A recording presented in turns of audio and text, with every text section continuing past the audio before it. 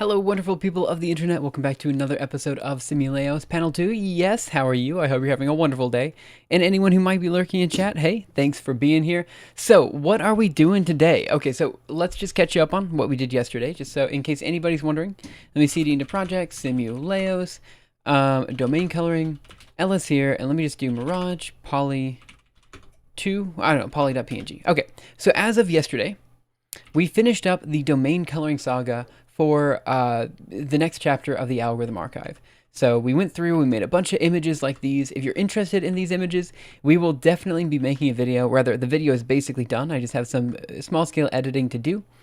And we will, so we'll be finishing that up this weekend, and hopefully I'll have a game ready to go, soon. What am I saying? I will have the video out Saturday morning. That's the plan. So if you're interested in these images and you weren't there for any of those streams, that's what we did just yesterday. We're finished with that. We're now moving on to the next thing. So let me go ahead and clear here.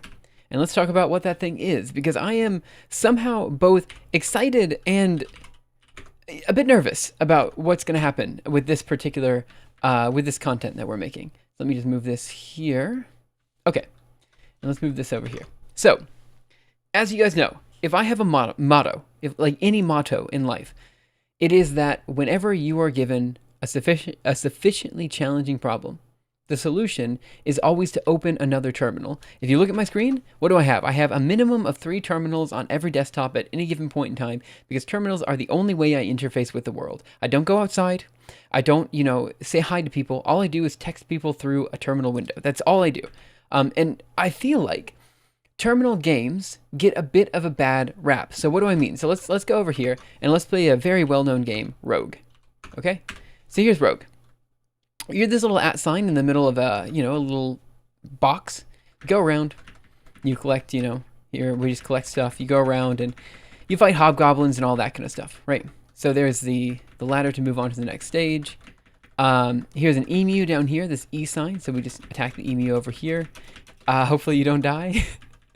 And this is kind of the whole game. It's just a dungeon exploring game made entirely in ASCII. Okay?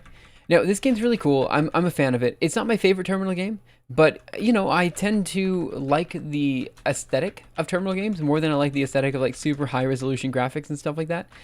And I feel like, I don't know, I just feel like people don't make terminal games enough. So I kind of wanted to make, like, a relatively high-quality, story-driven terminal game. Like, that's the idea. Because, like, most of these games that you play, they're not particularly story-driven. It's like, here's Rogue. Yes, we really want to quit. Here's another one called Moon Buggy. Just that I have on my system. You have this little buggy down here at the bottom. And all you have to do is jump over, like, pits and stuff. I don't know of any terminal games that are, like, like, story-driven. And so I kind of wanted to make a terminal game that was incredibly fun and that everyone wanted to play. That's the goal. Are we going to get there? Probably not. Probably, for baby's first game, it's going to be pretty, I don't know, it's going to be pretty rough. But I did want to give it a shot, I wanted to try to make something that people would enjoy and also make it terminal based. That's the whole thing. So I just died. So that's kind of the goal. So what are we going to do? We're going to, make a terminal game. So terminal game. Okay, the idea behind this game is, I think, really cool, but also I feel like, everyone's going to really like, whatever game you make. Like, whenever you have a concept or an idea, everyone really loves their own concepts and ideas. It's just how it is. So here's my idea. You're going to be playing a ghost, a spirit, like a guardian to a particular person. Now, you identify this person at the start of the game. The game asks for their name, right? Doesn't matter what their name is, and you type it in, right? It just has to be someone you care about, right? Throughout the game, every time you pass another level, you're asked more and more questions about this person, like their gender, what their favorite color is, stuff like this, and the character gets more and more detail. And throughout the game, you're also trying to find this person. So the idea is that when you go into one village, after you pass one level, they'll say, I don't know, this girl wearing blue went to the left, or this guy wearing red went to the right, or something like that. And so you're going around, you're trying to find where this person is. So that's kind of like the overall goal, is to find this important person in your life, right? However, because you're a guardian spirit, you're a ghost or whatever like this, the way you traverse the world is actually a bit different. You can't interact with anyone, right? You can't talk to people the way that people would normally talk to you. So what you do is you go between the real world and the spirit world, where you're literally walking around in the spirit world, but you can listen to people in the real world. And in order to go through different levels, in order to pass different obstacles, you basically have to go into different people's minds where there are puzzles that you can solve in order to advance to the next level. So that's kind of the idea. You go around, you listen to people, you talk to people, all while trying to find this person that you're guarding. And in order to do all of the, in order to go through the game, you have to, help a whole bunch of other people who will give you different abilities to traverse the overworld, that type of thing. ASCII terrain map, that actually we're going to do something like that. I've got a lot of ideas for that. Hey, Doname, how are you? I hope you're having a wonderful day. So the first thing I want to ask is, how do we write a terminal game? Well, 1 second, where is it? There it is. What we're going to be using is a library known as ncurses. Ncurses. Why? Because this is the only library I know that allows for us to create terminal user interfaces. Now, this library has bindings in Python, C, C++, and Julia. Okay? Now, I'm obviously partial for Julia here, right? But I did want to kind of ask you guys, or think this through before going any further. The question is, how do we build a game that people can play on their computers, right? Essentially, they want to be able to open up a terminal and just type in rogue, like we just did, and play this game, If we're using Julia, I don't know how easy that's going to be, because I don't know how we're going to build a binary to do that. More than that, we're requiring every single person who uses or plays this game to have Julia installed, and Julia is somewhat of a hefty package. So I'm wondering if it's better to maybe think of other languages, right? Because what we're going to need in the end is, one, we need terminal user interfaces, which is relatively straightforward. But we also need sound effects and a bunch of, all this other stuff that might be difficult to do in Julia. Now, obviously, Python and C++ can do it. We'll be spending a significant amount of engineering time with C++ or Julia. And the nice thing about Julia is if we do use it, we can actually contribute back to the overall Julia ecosystem for like sound libraries and stuff like that.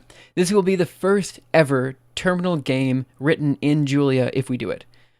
And I think there's something cool about that, So I think that might be what we do. We write the terminal game entirely in Julia because we can contribute back to the Julia ecosystem. I think it will be the first game ever written in Julia, I think.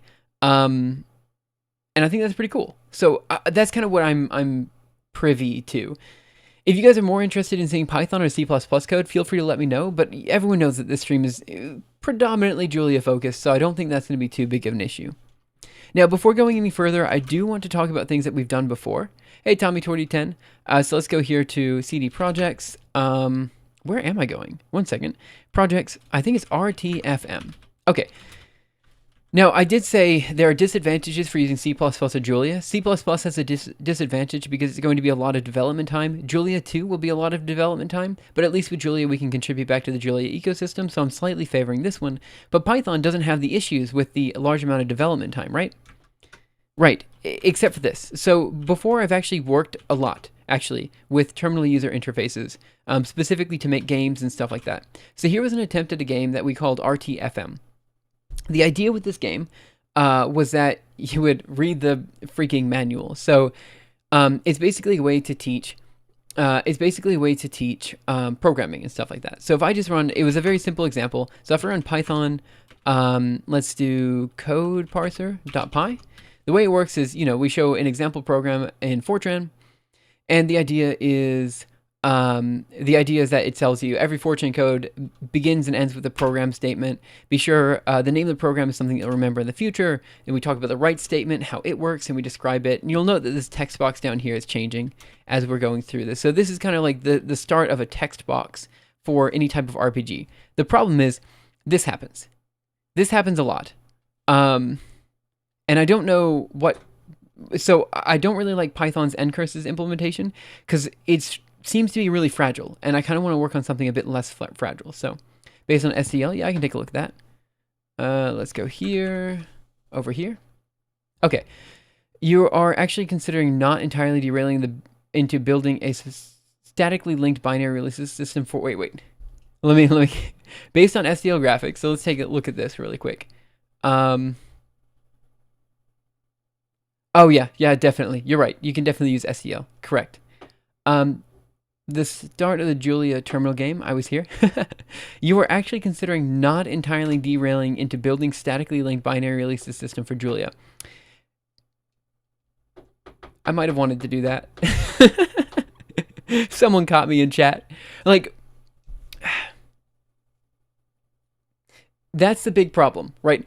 I don't know how to create a binary, particularly in Julia, and I wanted to kind of suss it out. So this would be, okay, the way I see this is if we write it in Julia, we can definitely make a working game for anyone who has Julia. Fine. For people who don't have Julia, they're still going to have to download Julia. I just want to see if it's possible. You know, I want to see how far we can push it and where we get stuck at. That's kind of where I'm at. The truth is, with C++ and Python, we can definitely make a game. This guy and this guy, we can definitely make a game that would work perfectly fine. Specifically with C++. I just showed you that I've had problems with Python in the past. So like, yeah, maybe not Python, but I know for a fact we can do it with C++. I'm actually not sure if we can do it in Julia, which is kind of why I want to do it, because I'm a big fan of the language, and I feel like we can push it somewhere. So that's kind of where I'm at. I'm sorry, I know that maybe I'm a bit biased here, but that's kind of what I want to do. I am interested to hear your guys' opinion. If you want me to write this in C++, sure, I can write it in C++. The thing is, everyone makes fun of my C++ code because it's too C style-ish, so I don't typically want to write C++ code. And Python code is fine, but when I think of all the advantages for using Python, and I start thinking about the puzzles that I want to write, or I want people to go through in Python, I kind of start thinking about... Well, I kind of start thinking about all of the ways that Python syntax will limit me, and all the ways that the Julia syntax wouldn't limit me, you know? Like, for example, doing a permutation of an array, or something like this, you know? I just feel like the Julia ecosystem would be a bit more... I'm just more fun. I'm more fond of the Julia ecosystem. Julia sounds like a fun adventure that I'm here for. Yeah, I think that's exactly why we're doing it, right? So I think that's what we're going to do. We're just going to create a Julia-based terminal game. The idea for today is just to recreate that text box interface that we just had, just to recreate that in Julia. That's my whole goal today. And if we can do that, we can go from there. I mean, after all, like, if people can do SDL in Julia, if people can do OpenGL in Julia, we have all the tools we need to make not only the version of the game that I want to make, but also a high-definition version of the game later, which would be like one with actual graphics instead of terminal graphics. I've got a bunch of ideas that I want to try. I'm pretty excited. Let's just go. You know, in worst case scenario, we end up... I think I needed to go here, new repository. Worst case scenario, it doesn't end up working very well, and... we end up having to switch languages, you know? It'll be fine. We'll figure it out.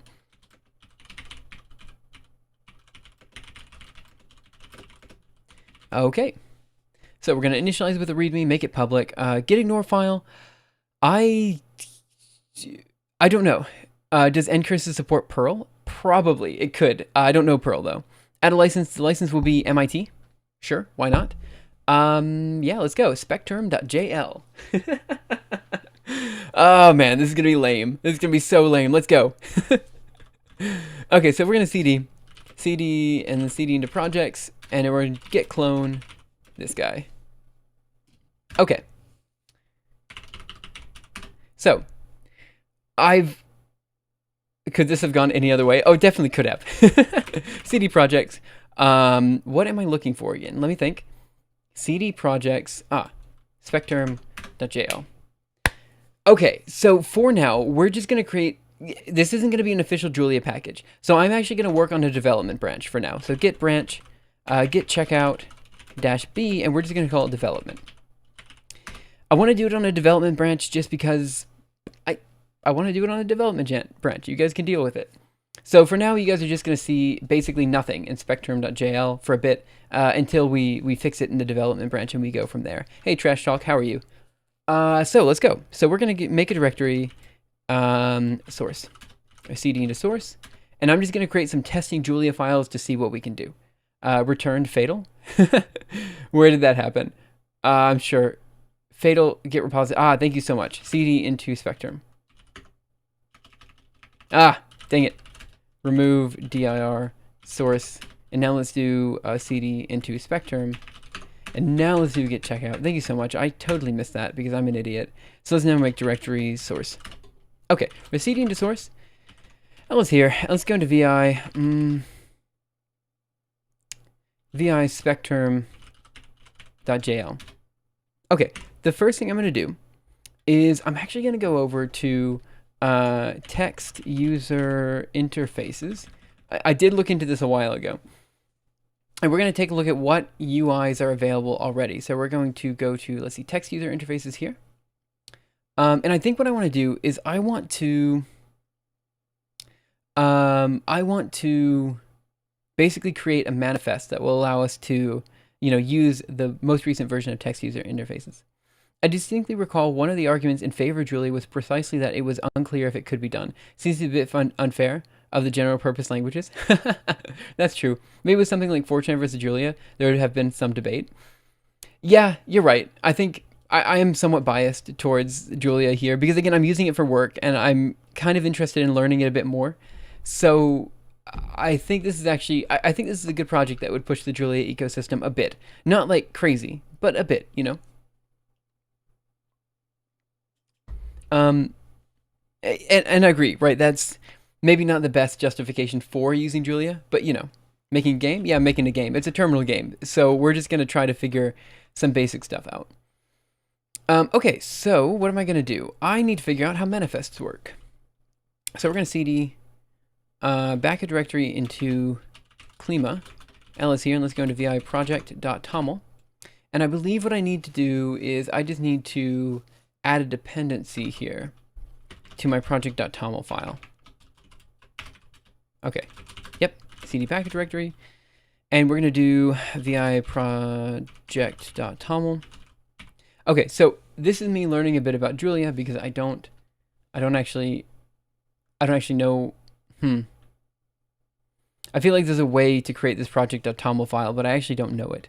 So let's see. Oh, I think I do know it. So if we go over here and run Julia project equals dot for the current directory, and then we do add text user interfaces #master for the latest versions. This should, I think, update at least our manifest, maybe our project.toml as well.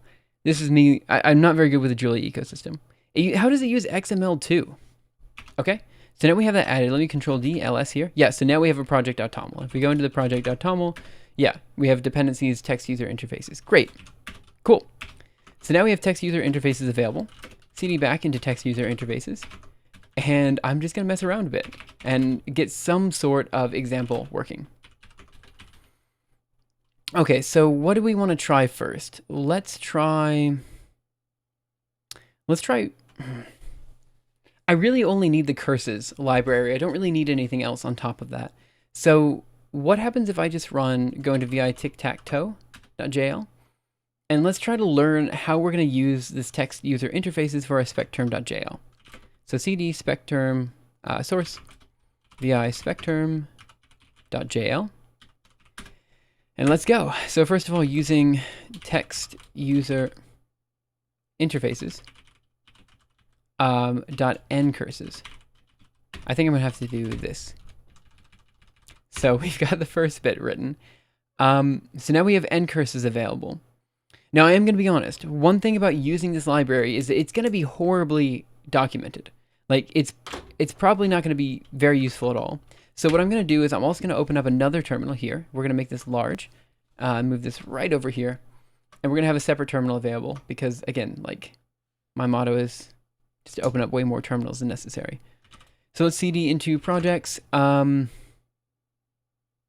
I doing? Projects, cd then into specterm, and let's do Julia -- project. Okay, now let's just do using text user interfaces, and let's just see what we have available to mess around with. My hope is that we have everything we need to recreate that kind of text box thing that we had previously. Like that's the goal for today, just to have a text box working. I would love to be able to have a text box working that we could then like go up and talk to someone and then have it to say hello world or something like that. So we're literally doing the hello world today.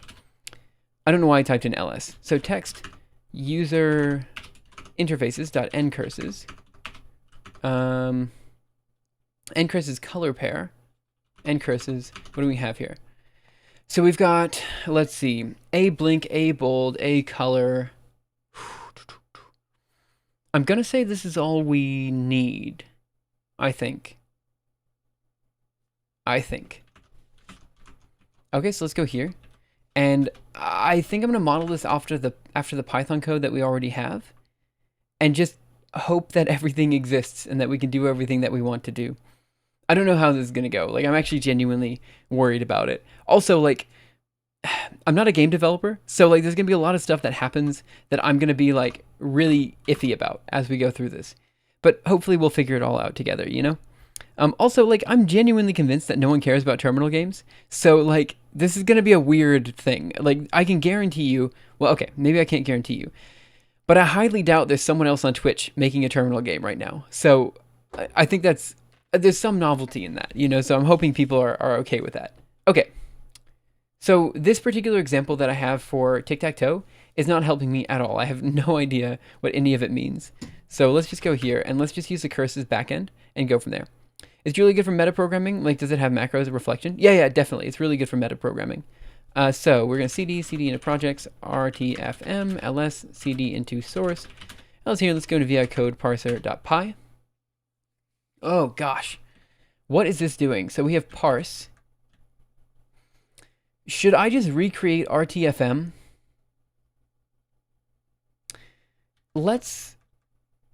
Where do I have these files defined? So from input import star, from init import star, from dialog import star. How did I do all this before? So let's go into the init. Let's just get something to be made. Import curses time.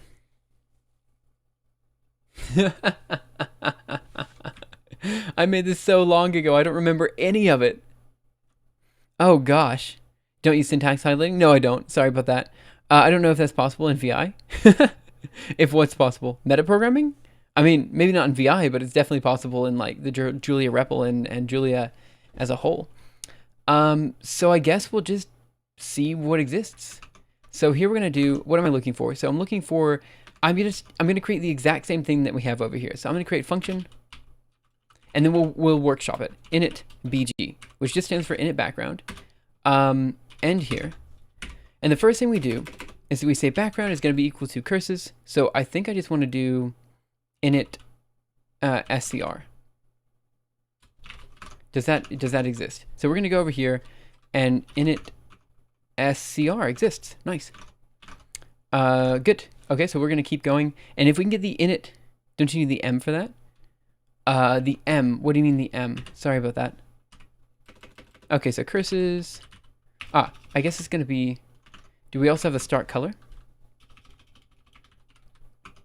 We do. Okay, so I guess we just start color. I think we have the entire curses library to work with. So start color here. And then use default colors. All right. Okay, so this is where we define all of our pairs. Oh no. So I probably want an enum for this, now that I think about it. The thing that brings me back to Pascal, end. Yeah, to be fair, I'm actually not a big fan of the end statements. I'm actually a much bigger fan of the C++ like open and end bracket things. So like, because that way in Vim, you can just press the percentage sign, and the percentage sign will bring you between the two brackets. So it's actually really easy to find the start and end of every function. Whereas I feel it's harder with this end statement, but whatever, like it's fine. I'm not gonna like, if that's my only complaint about Julia, which it's not, but if that were my only complaint about Julia, you know, I don't think it'd be that big of a deal. So what are we doing here? So we say for I in range 0, curses.colors. We're gonna do curses.init pair I -1. What does that do? So let's go over here and let's look at the ncurses library and init pair. I think what we're doing is we're creating an enum for all the colors, essentially. So what does this do? Curses support color attribution attributes in where's init pair? The init pair routine changes the definition of a color pair. It takes 3 arguments: the number of the color pair to be changed, the foreground color number, and the background color number for portable applications. Let's see. The value of the first argument must be 1 and color pair is -1. This doesn't actually help me in any way whatsoever, but we're just gonna copy. We're just gonna copy what we have, and we're gonna try to figure it out. I'm sure you could write a text editor plugin that, to get that jumping functionality with Julia syntax too. Oh yeah, you probably could. The only advantage of braces are that they're supported in your IDE. In some ways, maybe. Yeah, maybe that's true. I just like the braces, you know, just deal with it. So I'm gonna say for I in. Will this work? Let's just mess around in the Julia REPL really quick. So we should have ncurses dot colors. So colors. Oh. Colors. We don't have colors. We just have each individual. So what's calls? No, that's not what we want. Color pair. What does this do? It's just a generic function. That doesn't help me at all. It doesn't look like we have a list that is ncurses.colors. So what I might do, and again, this is going to be kind of lame, what I might do is I might just define all the colors that we have here. So we'll just say colors, and just all caps, because I feel like it is going to be equal to, and we're just going to define them here. So it should be color black. It's just going to be an array of all the colors. I suppose there's probably a better way to do it, but this is just the way I'm going to do it now. And you guys are just going to have to deal with it. There's going to be a lot of me saying that in this stream, I think, where I'm just going to say, this is my design choice, and you guys are just going to have to deal with it. I'm sorry about that. So we have, what colors? We have black, cyan, red. There have to be other colors that we can pull on, but these are the ones that we have right now. So I'm just going to define these, and we'll, you know, make it a bit better later when we know a bit more about how this all works. I guess I'll just define it here. So color yellow, color blue, and then color green. And then the last one's going to be color white. Okay, so what are we actually doing here? So for I in colors, go back over here. We're initializing the pair such that, okay, I'm just going to write it down and we'll try to figure this out. So here we're going to say init pair, and it's just going to be I minus 1. We're gonna work on we're gonna workshop that. I don't know what it's supposed to look like. Is this what you're looking for? Colors.jl? I don't know. Let's see. Colors.jl. Ncurses color. Oh, maybe. Ncurses color, foreground, background. Ncurses color. How do we call this? Let me see if they have it in their example. There's so many terminals open. Okay, so we're gonna make this huge. And let's just open up the examples that they have. So we're going to cd into projects, text user interfaces, cd into examples, ls here, vi into tic-tac-toe. Let's go for ncurses. They have an ncurses color bold. Ah, that's interesting. So do they even use the init color? Init TUI. Interesting. This is completely different than using... Yeah, this is completely different than using the ncurses interface. But I kind of, you know, I kind of want to just... So what does their init TUI do? No echo. Obviously, you need no echo. Initialize the TUI. Then we say PO, PB, P1 is ncurses color, and they're going to have bold is equal to false, white, green. Okay, I'm going to recreate the Python code, make sure that works, and then we're going to try to make it in a more Julian way. So we'll get there one step at a time. So here we should also have a no echo function. Okay.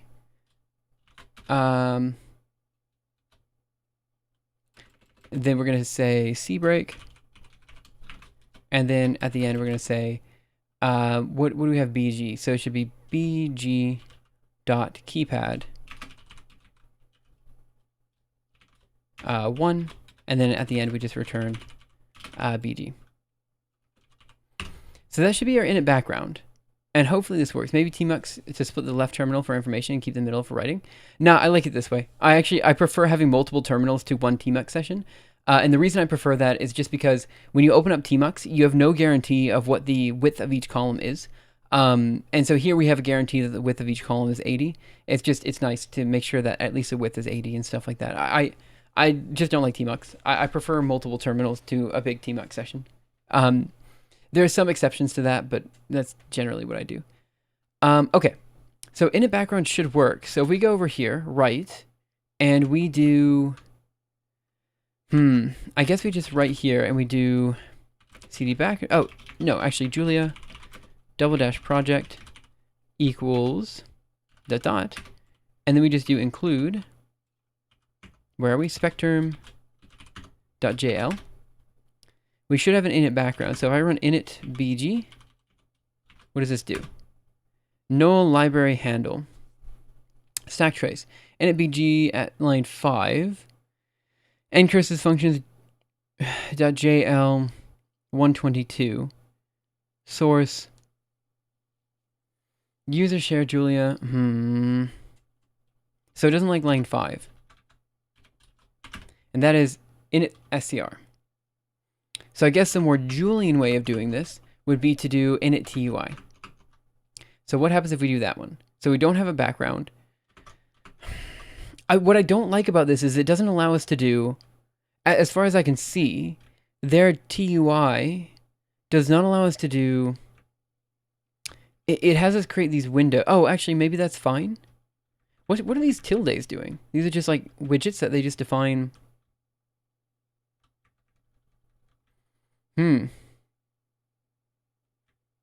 Okay. Destroy TUI. Well, let me see what I was doing over here. Have you tried running their example? Yeah, their example runs. I tried it the other day. So if I just run Julia _project. Oh, do they have a project.toml? They do. So Julia _project equals this, and then we just instantiate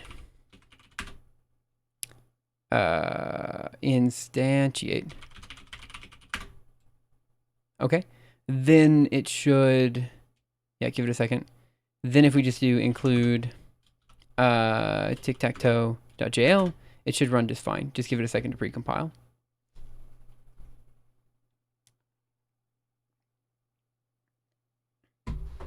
And yeah, I didn't think it would take this long to precompile, but you know. Oh, Wobat, thank you so much. How many was it? 20 subs? Holy cow, do we even have 20 people watching? Oh, we have 26 people watching. Thank you so much for all. That's amazing. Thank you so much for the gift subscriptions. Let me see. I'll put 20 Samuel cows in the chat. Samuel cow. Dude, I really appreciate it. Thank you so much. So let's just do that. 1, 2, 3, 4, 5, 6, 7, 8, 9, 10. 12, 13, 14, 15, 16, 17, 18, 19, 20. Thank you so much for that. And High Altitude, 1 Lives Left, Delphi, Misty, Trash Talk, Circomoto, Forced Signed Up Twitch, Tommy 2010, The Crappy Coder, Simple Bar, Mumi Jamala, Cores 1, Undefined Behavior, Jakiv, It's Pandar, Zismarth, Ghost Gone Wild Live, Kodo, Bildor, and Leonada. Thank you guys for being here. Thanks for all of that. Really appreciate it. And yeah, welcome to the crew, I guess. We only have 2 emotes. I promise we need to make more emotes, but we'll get there. Don't worry, you can use it more than I can. I really appreciate it. Thank you so much. I definitely appreciate the support. So this board isn't playing because I don't have Unicode. So this board isn't playing just because I don't have Unicode enabled on this particular terminal, but if I open it up with another terminal, it would definitely work. So I can't believe I finally can use SimulaCow. Oh, thanks for the 21 subscriptions. Let me also put that in there. Well, Bat, really appreciate it. No, I seriously do appreciate all the support. Like, you guys are amazing. Everyone in the community is amazing. I definitely appreciate it. Thank you so much. Okay, So this isn't going to work. What I have right here is just not going to work. So can you guys hear my chair creaking, by the way? It's like, I don't know. It's super bad. I got to run. See you, panel 2. Thanks for coming in. Have a wonderful evening, whatever time it happens to be your time. Don't worry, man. I love your streams. Bit of a bummer on time zones, but I appreciate the content. So I am trying to do longer streams. So I will be doing like longer streams on weekends and stuff like that as soon as I can. Like whenever I can, I'm trying to do longer streams. I'm just not doing a very good job of it right now. So I am trying to do it so like change the time zones a bit. I might be doing morning streams on weekends so other people can catch it. I'm really sorry that my time zones are like all over the place. Well, my time zone's consistent, but it's not great for certain people, you know? I'm trying to stay up. Don't worry about it, man. Like I appreciate you being here. I'm going to try to stream a bit earlier for people specifically in Europe, but also other time zones as well. I'm going to try to find a different, like, I'm going to try to make it a bit, I'm going to try to find a better time zone is what I'm trying to say. Okay, so what am I going to do? So background is in its screen. I didn't like that at all. So what I'm going to try to do is the Julian way of doing this. Oh, I freaking removed the terminals. Let's go here, make it large. And let's just try to do the Julia way, because at this point it's not working anyway. So, man, the thing about it though is that if I'm going to do the Julia way, we have the text user interfaces, right? And I feel like if you want to use this package as an end-cursor wrap, then it should work well. Notice that if you want functions that are not available, please submit as an issue, better a pull request. I guess if we're going to do this the Julia way, we should just... Oh, I'm so sorry. I just hit the microphone. It just like fell. I'm so sorry about that. That was... how do I need a... Okay. Yeah, my microphone's like officially broken now. Let me... How do I... I don't know how to fix that exactly. One second. I don't think you can hear. Yep, that's broken. Okay, let's try to fix it. That should do for now. I'm so sorry.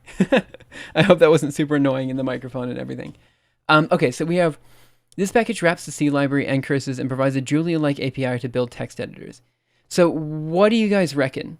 If we're going to do this, do we want to use text user interfaces.jl or do we want to use something that's closer to the end curses? Something closer to end curses. I feel like... I don't know. I feel like we should do... Yeah, I feel like we should definitely do like the more Julian way, right? What do you guys think? Don't worry, man. I love your streams. And don't worry, Tommy 2010, Mixie, enjoy. For now, I gotta go to sleep. See you. Thank you so much for coming in. Have a wonderful evening. And yeah, I'll be trying to stream earlier tomorrow, so I should be streaming 2 hours before now tomorrow. And I should also be streaming, you know, kind of more a doable time zone for European folks, at least, over the weekend. I just have been missing weekend streams for various reasons. Okay, so what do you guys reckon? Should we just use this as an end curses wrapper, or should we actually try to use a Julian approach? I feel like maybe we should do the Julian approach. So let's check their documentation. If they have good documentation, we do it this way. That's how we're going to do it. And we're just going to learn the way they want to do it. And they do not have good documentation at all. The documentation is not existing at all. Okay. So text user interfaces, new OPC, object positioning configuration, objects. So what do we have here? Object positioning. The positioning of an object in text user interfaces means its position and size in the screen. This information is stored as an instance of the structure object positioning configuration. It can be created by the function new OPC. Create an instance of the structure object positioning configuration. The following keywords are available. So anchor bottom. Okay. Notice the position of the object can be defined by relative terms or absolute terms. What I want to be able to do, the Julia way, I guess, not much point in writing C-like code in Julia for if you choose Julian for the Julian is. Right, but the problem here is that, yeah, okay, let's try it. Let's just try to figure out how to use text user interfaces. That's what we're going to do. Okay, let's go. So we're going to cd into projects, text user interfaces, then examples over here, and let's just open up the Tic-Tac-Toe example. Did I do this in, I think I opened this up again in X term, not UX term. It doesn't matter that much. It just means that, no, okay, I must have done it in, no, I did it. Let's try it again. So I'm gonna open this up in UX terms, so I get Unicode, and then we'll go from there. Ohayou gozaimasu. How are you, GD? I hope you're having a wonderful day. So let's go here, and then we're going to cd into projects, text user interfaces, cd into examples, and let's just go into vi tic-tac-toe.jl. So what we'll do is we'll try to basically reinterpret the Python code that we had into Julia code. That's going to be the idea. So we have this custom widget idea, and I don't really need the Chinese. Wait, nante ne? Nihongo. You use Japanese, not... You definitely use Japanese. Okay. So what do we have here? Function redraw. So here we have the game itself. So there should be like a tic-tac-toe. Okay. So they have an init_tui command. I don't know. I'm just going to open up a terminal, and we're just going to mess around a bit. Just see what we can do here. So huge. Move this over here. cd projects spec term. And then we're going to do Julia _project. And that should... Oh, misspelled project. Let's try that one again. Okay. Now we're going to do using text user interfaces. And let's just see if they have an init. They have an init_tui. Oh. TUI. What does that do?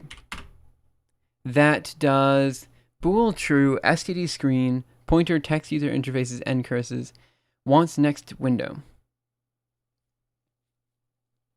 So what if I do, just as a quick example, how do I wait in Julia? Is it just wait?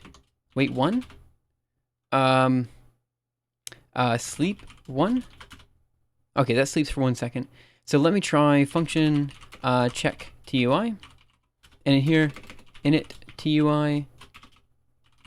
Okay. Oop. Okay, I see what I did. There. Init TUI, sleep 1, and then end TUI, or whatever it is down here. I probably need no echo as well.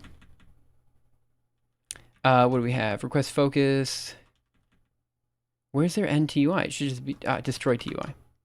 I also misspelled sleep. Okay. So I think if I do check TUI, it doesn't work. The text user interface was already initialized.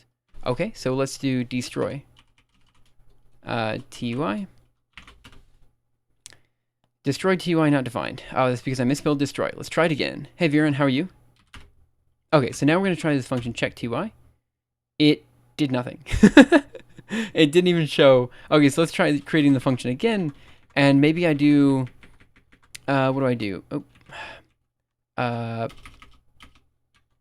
Okay, so in here we'll do no echo, maybe? Maybe I want to do it here. Oh, you know what? I'm initializing the GUI, or TUI, but I am not. So if I do check TUI, no echo not defined. What do you mean no echo is not defined? What's the terminal game? It's a game where you are, I don't know, I don't really have a quick pitch for it yet. No echo not defined. Oh, What do you mean it's not defined?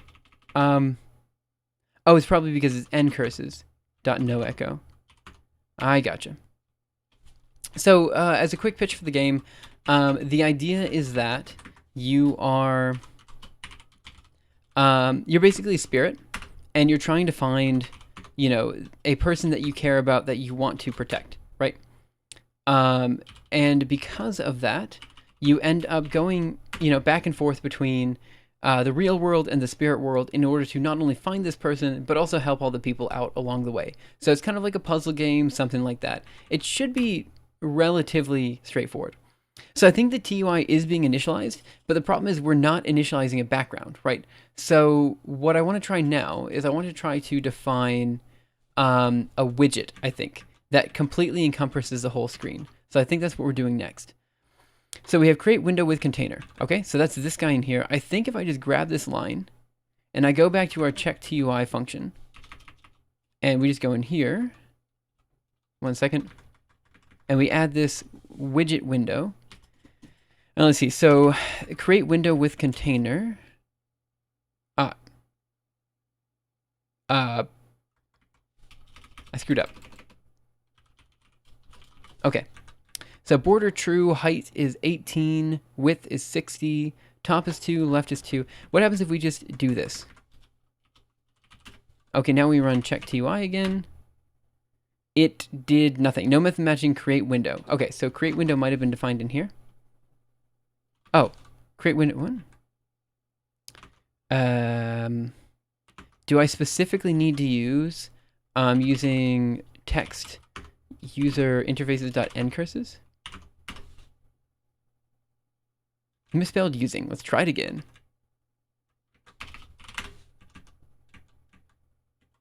And now we have to destroy the TUI. And let's try it one more time. No, it didn't work. With your YouTube video, do you search keyword research before you make them? Or is it just whatever you're interested in? Yeah, so no, so I don't search keyword arguments before I make the YouTube videos. The YouTube videos are just, how do I put this? It's related to the algorithm archive, right? So usually what I do, so let's just go to algorithm archive over here. Oop. Algorithm archive. The idea is that, you know, for example, the latest video on domain coloring, I want to redo the FFT chapter of the algorithm archive. And in order to do that, I need to show a domain colored image of the Fourier operator, right? So I have to introduce domain coloring before I redo this chapter, right? And it's also whatever I happen to be researching at the time, whatever I find interesting. There's such a huge breadth of ideas that we can search from. I don't really do keyword searches. Probably should. That would probably make my videos a bit more popular. But at this point, I have a real job, you know, and I'm not too worried about it. Have you ever been so angry that you've done something done? Yeah, I actually punched and broke a computer once because of Matlab. I'm not necessarily proud of it, but Matlab pisses me off so much that just seeing Matlab code made me so incredibly angry that I punched the screen and I broke it just because everything about Matlab just pisses me off. So yeah, I've done some really stupid things. That was probably the dumbest thing. Yeah, I mean, like, again, my girlfriend and I don't argue about many things, but the only time I've legitimately been angry in her presence was because of Matlab. Like, she just mentioned that she could just do something in Matlab. I just got so, and then I got in this cycle, you know, where I was like, yeah, I just don't like Matlab because of this reason, and this reason, and this reason. And I just got so much more angry. I just started getting progressively more and more pissed off at the language until I had to leave the room because I was like, I'm so angry. It wasn't at her. It was just Matlab as an ecosystem pisses me off, you know? And so that was I get really angry about Matlab. Using Tmux? No, I'm not using Tmux. That Matlab hate is real. I'm sorry, I cannot stand the language. Create window got unsupported keywords. That is, let's see. So let me see what we have here. Create window. Create window with container. Did they define this? No, this is already defined. Let's go in here. So they have text user interfaces.end curses, create widget, process, focus, redraw, release. Let me just try over here. Let's just mess around with this a bit more. After a discussion about how I genuinely cannot stand the language, someone in chat asks me, Viren asked me, what's so bad about Matlab? I do actually get asked that a lot. Let me just try a redraw function in here. Destroy. Okay, I'm gonna be honest. I'm not gonna like, ASCII Dan, you've come to the right stream. You wanna punch him or another laptop? No. Like, okay. Basically, every single thing that I want to do in a programming language, let's say like tree traversal, right? It's really easy. You create a node and you have it recurse through other nodes. Really easy to do. It's a pain in the butt in Matlab. Every single time you want to do something, like a for loop, for example. Every other language, a for loop is relatively easy to do. You want to write a for loop because it's relatively efficient. Not in Matlab. You want to rewrite everything such that it's in matrix form, right? Doesn't matter if it's memory inefficient, because it's definitely memory inefficient. You have to write it in a particular Matlab format in order for Matlab to work. That's why I don't like Matlab. Every single time you have to use Matlab, it's so fundamentally different than every single other programming language that I genuinely feel Matlab is a predatory language for two reasons. One, if you start using Matlab, you get sucked into the Matlab ecosystem and you cannot use other languages. And you convince yourself that MATLAB is actually a genuinely good language because it's easy to implement certain mathematical structures. When it's just as easy in other languages, you just don't know the other languages. You also convince yourself it's the best because you spent sometimes $3,000 for a MATLAB license. So you get locked into the ecosystem to consistently pay more for a MATLAB license that you don't need because MATLAB is slower than many other languages for almost every purpose.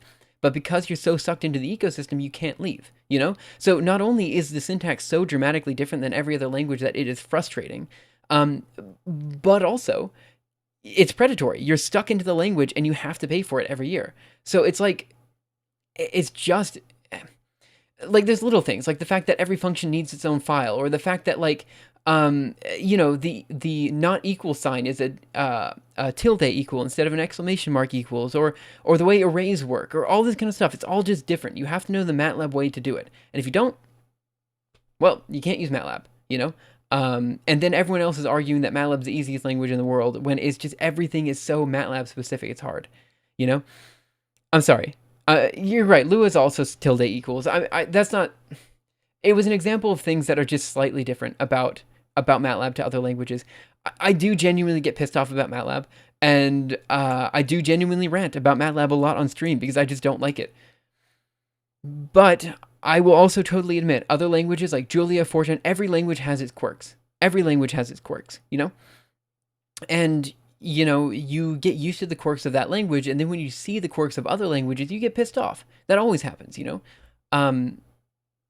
Yeah, so I don't know. I just feel like,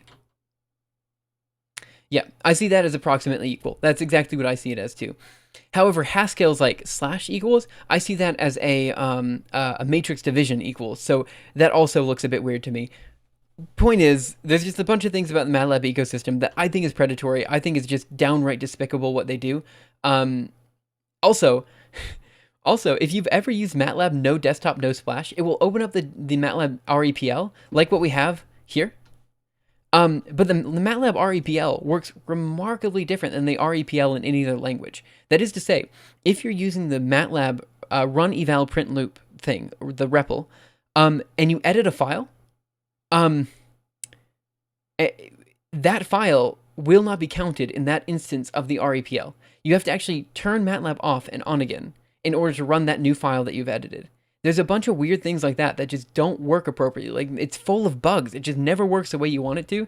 And then the fact is people trust it for research. I'm like, if you're going to trust any language for research, don't trust MATLAB. Like, this language is filled with bugs, you know? But anyway, whatever. Whatever. It's fine for what people use it for, and I just have to learn to forget about it, you know? Are you going to do another writing stream? Maybe a continuation of Grimm? I've thought of it. I haven't done it in a long time. So for those of you who don't know, I did start writing a book. And I got kind of far with the book, but I stopped writing it on stream just because, I don't know, the writing stream didn't... It's hard. It's hard to write on stream, you know? So I need to get more used to it. So I don't know if I'll be doing another writing stream because I don't really know where the story is going there. But in some sense, this also kind of is supposed to have a similar vibe where we're kind of creating a story as we're going along. It just also has a programming aspect. So hopefully that's cool as well. No method matching redraw. What happens if we do text user interfaces dot? Do we have a redraw here? We do have a redraw. So am I just not using it?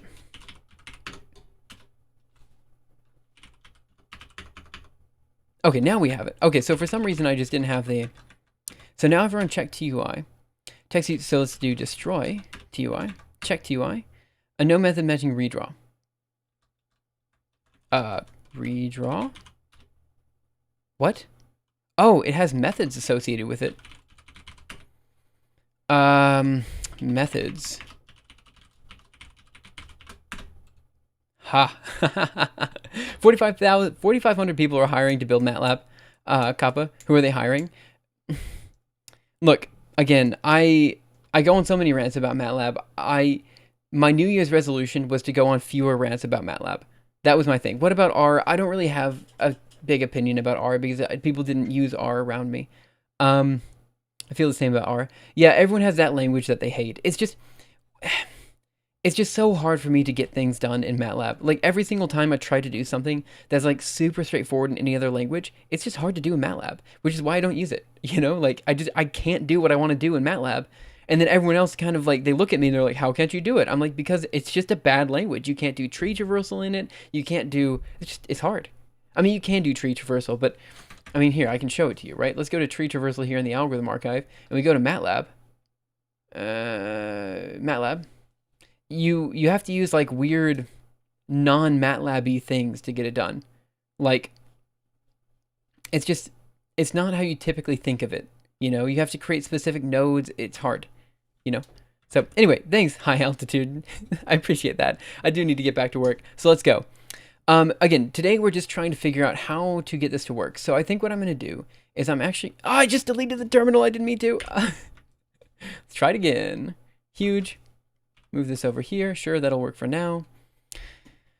CD projects, Spectrum, and we're going to run Julia --project. And then we're just going to be using text user interfaces. And then I'm just going to run check TUI. Function check TUI. I'm going to define this one. And I think if I just run check TUI now, does it work? No. No method mention create window. Okay, so this is the same error we had before. All I'm trying to do right now is to get a black terminal. So I'm going to run it, have a black terminal for a second, and then destroy the TUI. That's all I'm trying to do. Just make the entire terminal black for just a second. And then that would be the initialization of our terminal user interface. And then from there, we can make this a bit more complicated. So let's see. How are they doing this? So they're creating a widget. They are creating a widget. Let me just go down to this. They have a redraw. Okay. They created their own redraw function. So they unpack parent. They have a W clear, which is probably a window clear. Let me see what happens if I do a window clear. So here, instead of redraw, we change this to window clear. Buffer. Now, where's buffer defined? They also have a widget, which has a widget field, which is of type widget field. So how do I just clear the screen? Is there a clear? Let's see.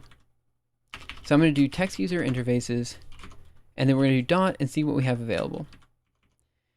So let's see. We have end curses, we have widget, we have TUI, TUI field, window, no object, TUI. None of this really helps, does it? Redraw. Let's see. Pack clear data, create menu, create window. So what if we create a window of a particular size? So what can we do with create window? Create window with container, but let's just do create window. This does, okay, so let's try create window 10. Methods, create window. 3 generic methods. So create window, object positioning, create window, OPC, create window, interfaces. Okay, what do we have here? I originally found you in 2019 through getting recommended that test rec video. Crazy how some YouTube videos keep getting viewers into the years. Yeah, that's true. It is kind of weird that that video keeps getting more and more views, you know? And Curses game, yeah, we're making a terminal game. Perl at least tries to do things that are familiar from other places, but it's really bad too. As for Java, I hate it with a passion, but at least it's readable. Yeah, it depends on how used to you are with object-oriented programming. Matlab has a lot of baggage due to originally being basically just a scriptal wrapper on top of LayPack. Yeah. In some ways, as long as you treat it as like a glorified calculator, it's kind of fine. So let's see, what do we have here? I want to figure out how this works. So I'm going to have to read some of the documentation. So the positioning of an object in text user interfaces means its position and size in the screen. This information is stored in an instance of the structure object positioning configuration. Okay, so we have struct object positioning configuration. We can anchor bottom, left, right, top. But all I want to do is create a window. So do we add widget? I don't want to add widgets. I just want to, let's see, maybe we go up to the top. So we struct anchor. You would expect that they have, a simple example, right? Am I just looking at the wrong examples? Examples in here. And let's see, maybe windows and widgets. Okay, this still seems kind of complicated, but maybe this is what we need. So init TUI, no echo, increases color, wins window. Let me try running this and see what we get. So we're going to quit here, and we're going to run Julia --project, sorry, equals this. And then we're just going to run include, and let's do Windows and widgets.jl and see what we have. Last button pressed was button. Okay. I don't know what this is. But I guess we have multiple windows. That's something. So Control C. I can't quit. Q. Okay, that did something. Okay, so over here we probably need to, reset. Okay, so let's take a look at that one, because that seems to be a simpler example, and we can go from there. Read the manual, boo. Yeah, so let's go into VI, Windows, and Widgets, and see what we got here. So we have init TUI, no echo, and then all I want to do, we have wins is equal to window. Okay, and they have multiple windows that they're creating, window 1, window 2, window 3. And in each of these windows, they create window with container, where they have a border is true, title is equal to title. And then they have set next window function, init focus change, init focus manager, refresh all windows, ncurses update panels, ncurses do update, time, jail getch, destroy TUI. Okay, so let's just go into function here. So we have create window with container, which doesn't work because why? Does this need to be... Okay, let's just look for text user interfaces dot create window with container. That exists. So let's see. Stack Overflow and GitHub official documentation. Not for this one. We're not going to be able to find anything for this particular library. So we're literally just going from scratch, building everything from scratch. So we have up here we have window and container. Do I just need to... Okay, let's just remove these lines and let's try to figure this out. We're going to create a very simple function that all it does is clear the terminal. I was expecting to get much further in today's stream because, again, we already had an ncurses library to do stuff. On the other hand, let's try to learn what we already have in Julia and see what we can leverage in the Julia ecosystem to get this to work. So welcome to Simuleos, the day where we try to figure out how terminals work. That's what we're doing. So we have Windows, we have WC is equal to create window with container here. We have Windows. So it looks to me like we can do exactly what we had before. So here's WC. Let's just paste that in there. I'm going to remove some spaces because I feel like it. So there and there. And the top is going to be 1. The left is going to be 1. Okay, so let's try check TUI. The interface is already initialized, so if we destroy TUI and we check it again, title not defined. That's fair. That's just me being dumb. Title, we're just going to have an empty string be the title. And then hopefully we have something. This is all, I'm not even looking for anything pretty. Destroy. Check TUI. So method error, no method matching, create window. Why? We're getting the same thing, where it's just not letting us create the window with container, which says to me that we're doing something dumb. So let me try. Do they read in a window somewhere? What happens if I just say win equals window? Okay. Destroy again. Okay. Well, that didn't help any. So what's the magic? What do we need here? So we have create widget, create widget, create widget. We have connect signal. Oh no, what does that do? Where's the algorithm archive website? It should be right here, I believe. So let's see. Next, set the next window function, TUI focus chain, refresh all windows, ncurses.do update. Maybe you need a new OPC for geometry? Could be. So let's see, what do we have up here? Do they have a new I don't think they have the OPC function. Yeah, they don't have it in this file at all. This is literally without an OPC function. So they have multiple titles here, and they're creating a widget. So they do WC is create window with container. Then they do create widget, create widget, create widget, a bunch of create widgets, which I think are just like, I think you're looking at an old version of the examples. I don't, I'm browsing GitHub myself. I think this is the right one. I just pulled it yesterday. There's no way they updated it from yesterday. Key pressed. Oh, they did. You kidding me? I looked at this yesterday. Okay, so let's do git pull. Upstream. Master. Thank you. Appreciate that. And now let's open up the same file. And let's just try this WC thing that they have in there. Okay, so here's this function. And we just have to delete some lines. You know what? Screw this. I'm going to create a Julia file. I'm tired of working in the Julia REPL. It's hard. Control D. Close that terminal. Whatever. So we're going to remove this in the background, DG, and let's just start from scratch. So we know we need function main. We're just going to call it main for now. Deal with it. We're using C++. Not really, but you know. Init TUI. Here. No echo. So I'm going to put everything in this file that I think we need. So in here we're going to say WC, so we can just grab this guy. Okay.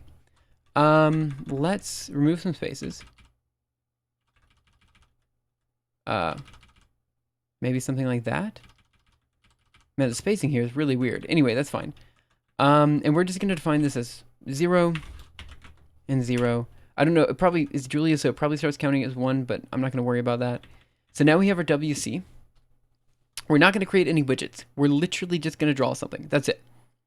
So after this, I'm not exactly sure what this connect signal means. So apparently we need to push the W, which I think stands for window, onto our set of windows. So we're going to say wins is going to be equal to window here. And then down here, we're just going to push it. Push this onto win and W. Okay. So what do we have here? They have x plus equals delta x, all that. We don't need that. So now we have set next window function. Keys to change the window. Okay. You changed the windows F2 and F3? There's no way we would have known that. TUI focus chain windows. Init focus manager. Refresh all windows. Ncurses update panels. Do update. Destroy TUI. So down here we're going to do destroy TUI. Okay. What happens if we just run Julia --project project equals this, and then we just run spectrum.jl. Nothing. Probably, let me try sleeping. I don't know, just kind of working on it. Probably because I didn't update. So there's probably some update function in here that I have to figure out. So we have focus manager, do update.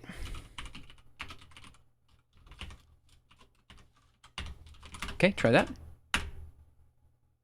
Nothing. Okay, try it again. So refresh all windows. Maybe. Focus chain equals windows. Init focus manager. So here I'm just trying to like learn. I'm like reverse engineering this library in a way. Like not even reverse engineering. I'm just trying to figure this out. So set next window function focus chain equals windows. So init focus manager, refresh all windows.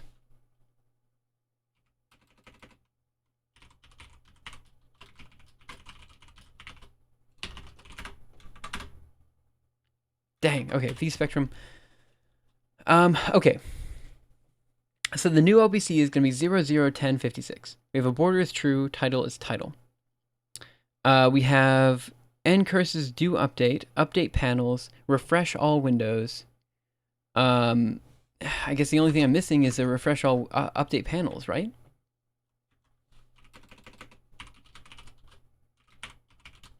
Here? Okay. I mean, we can also focus it. I'm just trying to figure this out. Come on, draw something.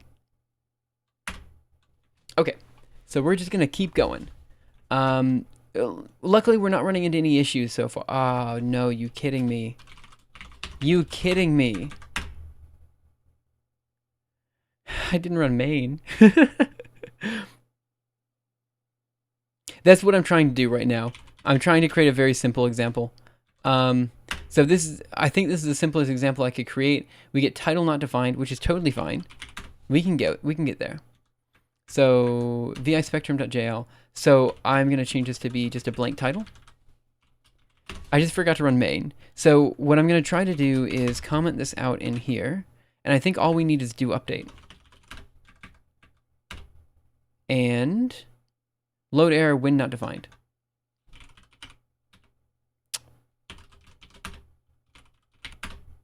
Okay, good. We're getting familiar errors. Okay, so it says when not defined. That's because I called it wins with an S. Try it one more time. Load error, no method matching sleep. Okay, getting there. One step at a time. I forgot to put a 1 in the middle of sleep. Here, rain quit. Come on. Yes. That's it. Got it. That was so underwhelming, but we got there. Man, that's underwhelming. Okay, let's go to spectrum.jl. So we have init.tui, no echo. I don't remember what the no echo does. I don't remember any of this. Physics, please. Hey, how are you? So how does this work? We create a new OPC. We said border equals true, but I didn't see that border appear. So, okay. How are we doing this? So we're creating a window with container, right? So window with container. We're pushing the new window onto the set of windows here. And then we're refreshing all windows. Good. So let's try that. Right and quit. Yes. And nothing. Okay, we're working on it. What keyboard do you have? I've got a WASD code keyboard. I believe it's actually under stream, that one. Let's see, FAQ. Yeah, WASD code clear keyboard. That's what I have. Okay. So now what I'm going to try to do is get some sort of border to show up. I know this sounds really lame, but we're getting there one step at a time. We just got a TUI, a text user interface, initialized. Now we're working on the next step, getting something that looks cool. I know it's impossible, but you know, just one step at a time. So down here, we're going to say it goes from 0 to 80. I'm sorry, 24. And this is going to go to 80. Because that's the typical width of your terminal, 24 by 80. Yep. Board is equal to true. Title is equal to whatever. Doesn't matter. So we're going to push Windows, Windows. We're going to refresh all the windows. And what do we need to do to get that border to show up? We need to... We push onto the windows. Then we update panels. I don't really know what a panel is in this case. Ah, border. Got there. Okay. I'm thinking of taking a chance on an Ergodox split keyboard. Yeah, if that's what you want to do, do it. Like, don't, yeah, just do it, you know? Okay, so what I'm going to do right now is I'm going to make it so we can move a character around and we can quit on demand. So that's the next thing we need to do. So how do I do that? Do I just destroy TUI? So let's go here, spectrum.jl. I'm no longer going to sleep. What I'm going to do is I'm going to make it so every time you press the key Q or whatever, it then destroys the TUI. So I think there's like a getch command, and while k.ktype is not equal to f1. How did we do this in the previous one? So here's init.py. Do we have a getch in here? We have to have a getch somewhere. Dialog example input vi input.py, and then we have a getch in there. Okay, cool. So textbox.getch. Get x max y, getch. Browser is getch. Let's see. Ah, I see. So browser is textbox.getch, and then we do if browser s. Where do I put in the queue? Define kill curses. Okay. Yeah, we'll try to figure this out. Hey Hip, how are you? Trying to find other programmers that are using it. I've definitely heard, like, some people even on stream were considering using a split keyboard, I think. I don't remember who they were, but they were talking about it. So there's definitely people who want to. Okay, so right now, I think I'm going to set the. I'm just going to set it to be 24 by 80. We can make it better later. Zachary P, thank you so much for following. Really appreciate it. Okay, so we have print code. So what am I doing? We have window, we have container. So what does a container mean is the question. And how do we get this to work? Oh, my bad. Well, whatever. And so here I need to write like getch something. So getch is how we get the key strokes, by the way, just in case people don't know. So while k.ktype is not equal to, so k, they said k is equal to jl getch. So that must be like a Julia getch. So we'll say key is going to be equal to jl getch. Okay? Then in here, we're going to say while, interesting, key.ktype not equal to, this is a very weird way to do it, but I guess it's going to be this, colon q? No, what am I looking for? I think I want if is equal to this, I think is what I'm looking for. Okay, and just to make sure, you know, we can still destroy the TUI anyway, I'm going to do sleep 5, and then destroy TUI. Okay, no media libraries. We're getting there. We're getting there one step at a time. Right now, we just have to get the window shown, and then we'll go from there. There's a lot of stuff to do here. Ryan quit. Julia, one more time. Come on. Didn't work. JLGetch has no field type, so we have to reset. Julia double dash project. Oh, I ran it again when I shouldn't have run it again. Okay. This is what I want. Okay. So apparently key.ktype didn't exist. Which is weird to me because we have k is equal to jl. Maybe that's it. Try it again. Okay, Q. When I press Q, nothing happens. So it's not how that works. So let's try that again. Oh, maybe that's because I need no echo. No, I have no echo. Okay. I used to know how all this worked before, and I've completely forgotten. So I'm gonna have to we're gonna create this thing that works, and then we'll kind of go from there. Okay. So we have if key.ktype. Doing well, thanks for asking. I'm pretty happy about that. I'm pretty happy you're doing well. Destroy window. Yeah, that's the destroyed TUI command. So while k.ktype is not equal to f1, we process focus k, and then k is equal to jl_getch. So am I just supposed to do? Let me try this. Key.ktype is not equal to q. Just messing around here. Then we're gonna process focus k, which is finding the key, and then key equals jl getch, something like this, and say while and then down here we just destroy TUI. Maybe? Try that. So we have the TUI up. It's constantly processing our... Dang. I thought key would... Nope. Okay, Control C. Reset. Did not work the way I thought it would. So I thought what was going to happen here was that while k.keytype was not equal to q, which was a type of key, right? Then we just keep looking for the next key press, which is what this process focus does.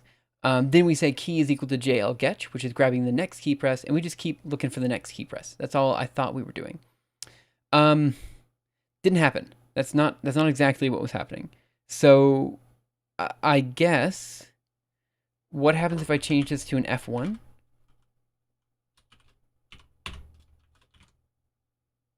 Okay, and now we're gonna do Julia. So again, now it's looking for an F1 press. Oh, F1 did close. Okay, so this says to me that all the key presses are not... Okay, so when I pressed F1, it did close. So that was good to know. So how do we... Can I print whatever key we're typing? Let's print line key. Julia... Oh, this isn't going to work, is it?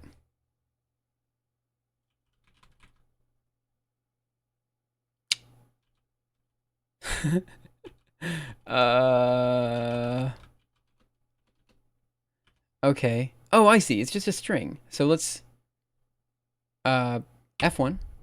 Okay. The ice vector. So what if I just change this to a string that is Q?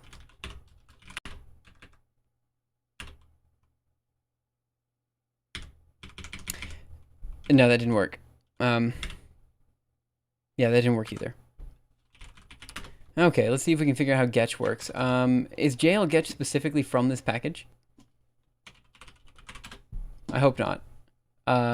Maybe. Right. Well, let's see if we can figure it out. Oh, man. So text user interfaces, JL getch.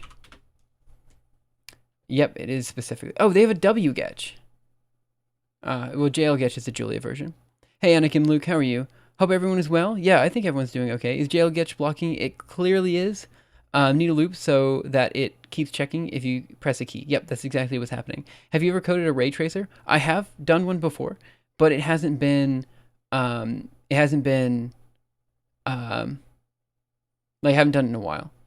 So what I'm trying to figure out is JLGetch is window union pointer nothing, wait for a keystroke in the window win, and returns it C keystroke.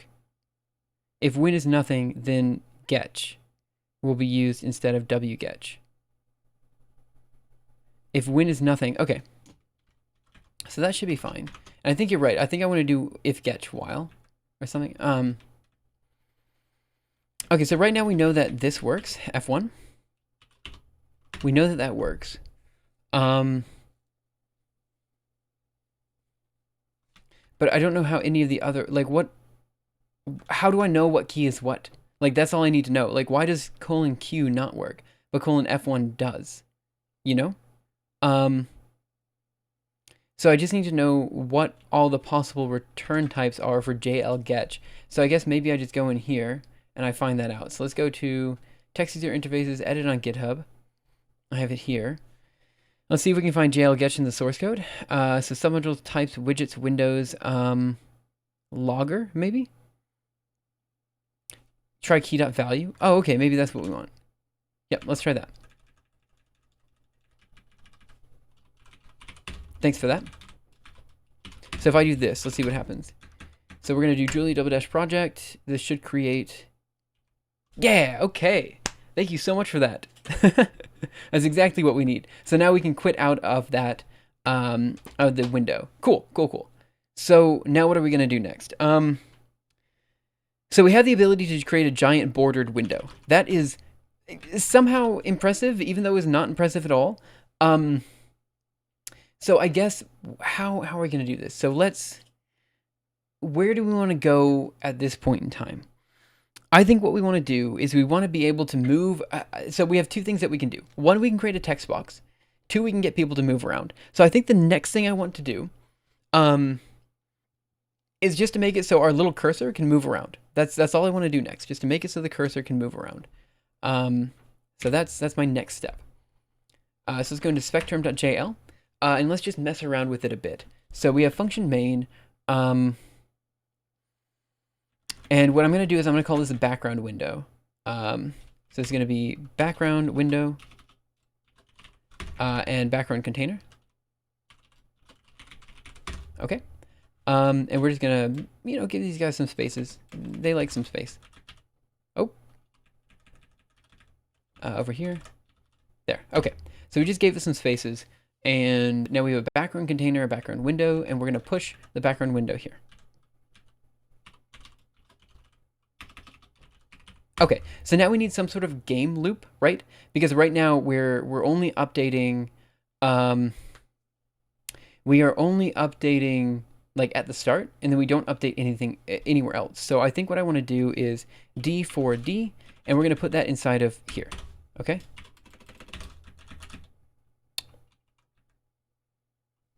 I don't know how that happened. Okay, so we're not going to print the line key, and let's just comment what we have. So, while JL-Getch is looking for key presses, we constantly refresh window. Okay. And I suppose, well, looking specifically for a quit key path, looking for a quit. Well, we'll say Q, key press.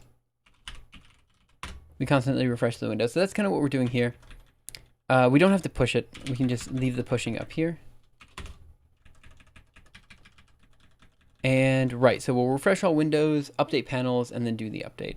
Now, I actually don't think update panels is necessary right now. We'll kind of work on that in a bit.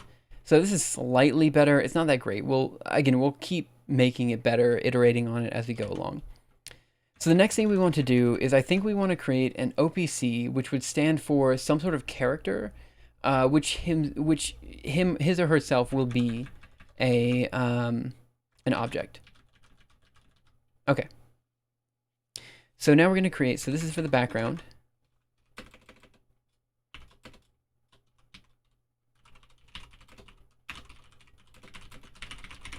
Okay.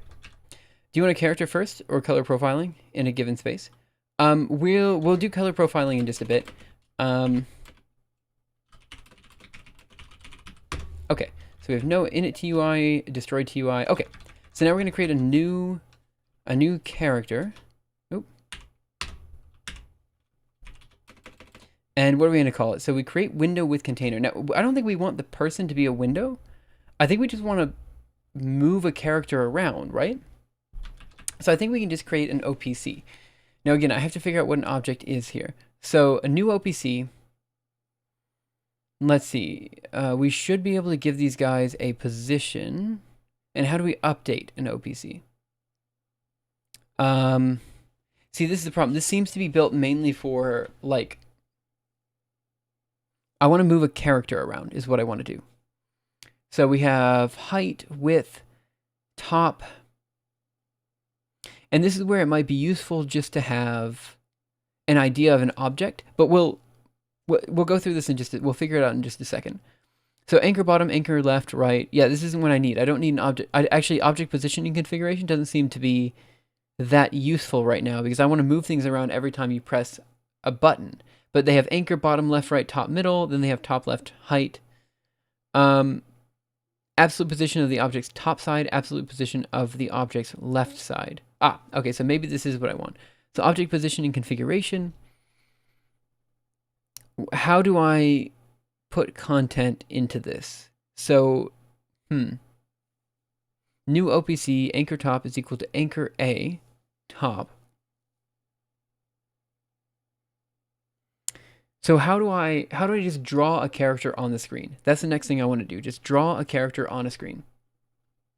Okay, so that's actually probably in the example, now that I think about it. So we have label is equal to button 2. Is this a roguelike? It's not quite a roguelike. Printf? No, printf won't. So because we're constantly updating the terminal screen, printf won't show anything. Because it will output to the terminal that we're then rewriting. So printf won't work. Is it a roguelike? Again, it's kind of like a roguelike, but a bit different. It's more like a Pokemon game, you could say. So, okay. So we have a label that we can give to each widget. So do we want people to be widgets or do we want them to be OPCs? So what is an OPC? This is what I need to figure out. What is defined as an object? So the positioning of an object in the text user interfaces means the position and size in the screen. Now, do these guys have a label? No, I don't think they do. I think this is just like moving widgets around. pointer printf if getch while struct. I don't know if that'll do it. Yeah, OPC is just a positioning for widget. So yeah, we do want widgets then. So let's see what we want for widget. Control F, widget. Okay. And actually, let's see what we have here. So create widget is going to be val label C. Okay, so here we're going to create a character.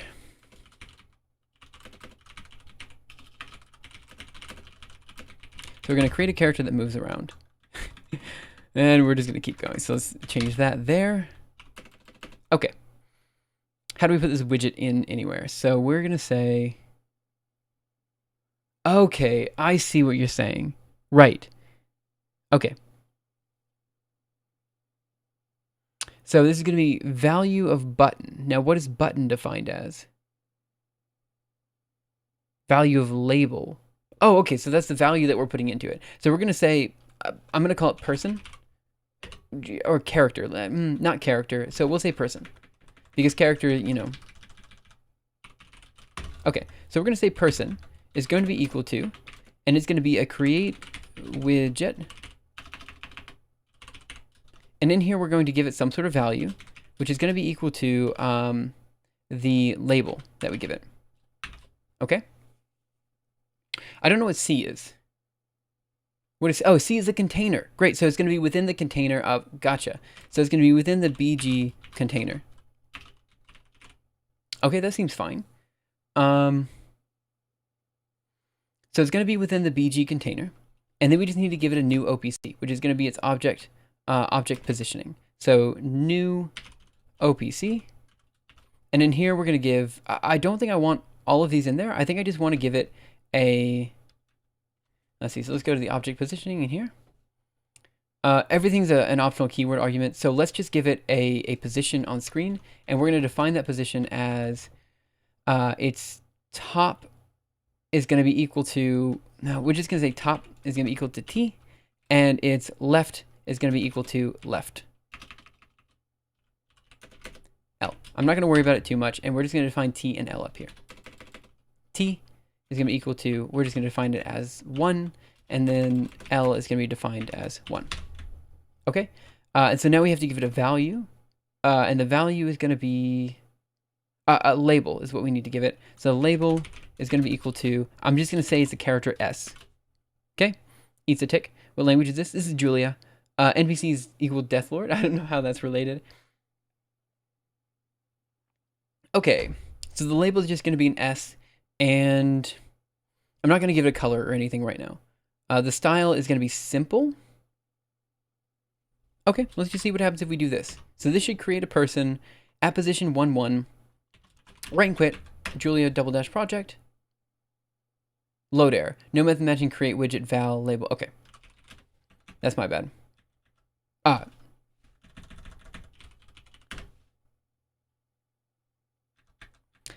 Let's see. I checked the algorithm archive GitHub. Oh my, quite a load of plugins and themes. Yep, you're totally right. We are trying to fix that right now. That's what the algorithm archive Python version is for. Why do I keep running this over and over again? I keep meaning to open it up in a text editor, but then I keep screwing up. There, that's what I want. Yeah, so we're trying to fix that right now. Right now we're just using a lot of like plugins and stuff to get everything working. That's not necessarily what we want to do. It's just what we have to do right now. So we're trying to fix that in the near future, but we haven't gotten there yet. We have a lot of stuff left to do to get there. Okay, so JLGetch, refresh all windows. Okay, let's see, top, left, label. So what we have for create widget, we have a value, a container, we have a new OPC, then everything else has, I see. So I think this is a semicolon is my problem. Okay, let's try that again. And, you kidding me? Okay, let's try that again. So what am I missing here? Create widget, val is going to be the label. Then we have the background container. Then we have new OPC. Okay, and then we have text and color. But they should be fine, right?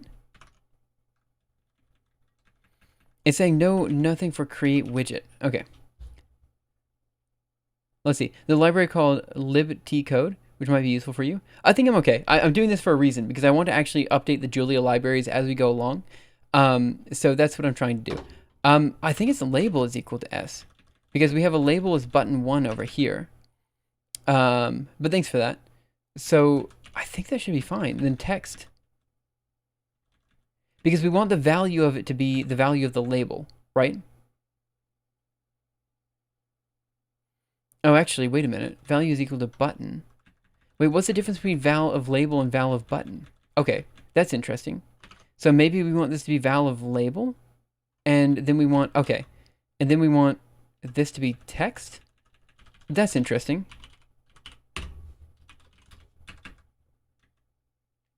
Let's try it again. BG window not defined. Okay. Try it again. The bane of coding is closing out and recompiling. To be fair, I don't want to close out and recompile. I don't know. I'm just having trouble getting everything working today. So it said, okay, screw it. I'm opening up a second terminal over here because this is tiring. So let's go here. I don't need this right now. We'll look at it later. So cd backup directory, cd into text. Sorry, specterm.jl, and now we're just going to run the Julia -- project equals dot, and then we're going to run source specterm.jl. And then it'll generate everything on this terminal over here. So stack trace 1 main, it says on line 26. Here we push windows. Yeah, okay, that's fine. An expression BG window not defined. That is because we called it BG win. I don't know exactly how we changed that to BG window. Okay. Reset. Try it again. Hey, Folster, how are you? Julia project.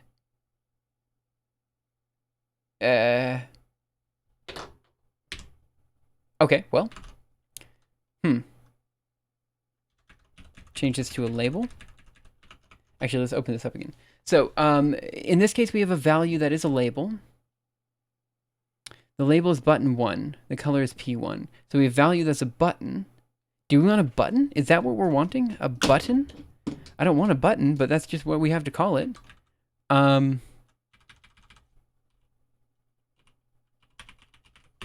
let's go from there. I've done more exercises in the past 36 hours than I've done the previous year combined. That is good news. Keep up the good work. And then we want, so let's see, value button. Top 5, anchor left is anchor of that. That's fine. Label is button 1. Color is P1. Style is simple. So let's try label S. And let's see what that does. Okay. Our border is gone and it's not really doing anything.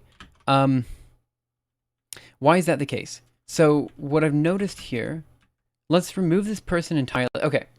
So our border is gone entirely now. And I'm not exactly sure why that's the case. I think it's because we're refreshing all windows all the time. So let me just comment these guys out up here. Write this, go over here. Oh, maybe it's because, let's do yank to yank. And we're going to put this in here. Okay, let's see what happens. So we're going to do Julia -- project, spectrum. Right. Okay, so because all these windows are being constantly refreshed. Yeah, because all these windows are being constantly refreshed. That says to me. Yeah, let's try that. I'm confused. Where'd our border go? I don't know where our border went. So Q out here. Remove the person, maybe? We lost the border on our window, and I don't know where it went. So I'm trying to figure out where that went. Go over here, Julia -- project. Yeah, the border is still gone. So how did it leave us? Like, why is it gone now? So we're pushing. Is that because, where did it go?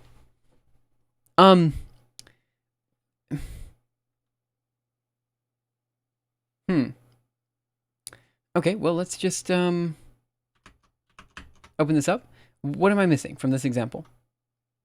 So we have set previous window function, focus manager, update panels. Is that what I'm missing?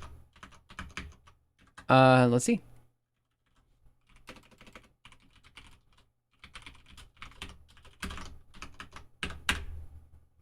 I'd be surprised if that is apparently what I'm missing. Huh.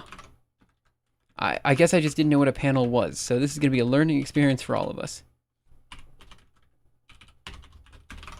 Okay, so now hopefully we have an S on screen. Yes, we have an S on screen. Admittedly, it doesn't look exactly like what we want it to look like. So let's make sure we update panels here.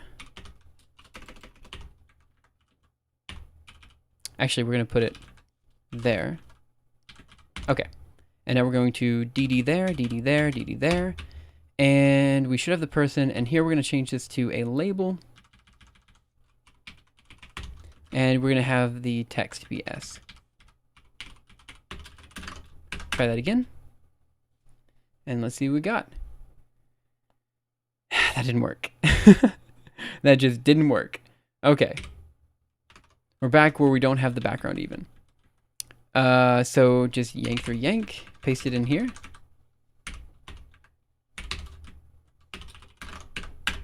Okay. Okay, well, we have the background now. So I guess we have to... I'm not really sure.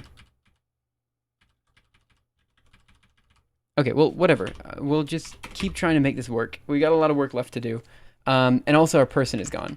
So let's see if we can get that person back. So right now, the only widgets I'm aware of are button and label. So let's see if we can have other widgets. We have an add widget. Let's see. So the widget ANSI label. So what do we have here? Change label, add widget, accept focus, change text. Nope. Change value, clear data, compute object positioning, create menu, button. No. We have a radio button? Oh man, change label of the button. Okay, screw it. We had an S up here just before. So I'm just going to try to get that S that looks really ugly up here. And then we're going to try to get it fixed after that. So we're going to change this to a button. Okay, write this, go over here. And let's do Julie _ project. I think this needs to be changed to label.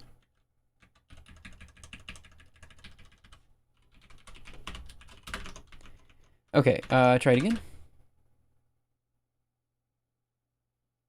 Where'd our guy go? He's gone. He's just completely gone.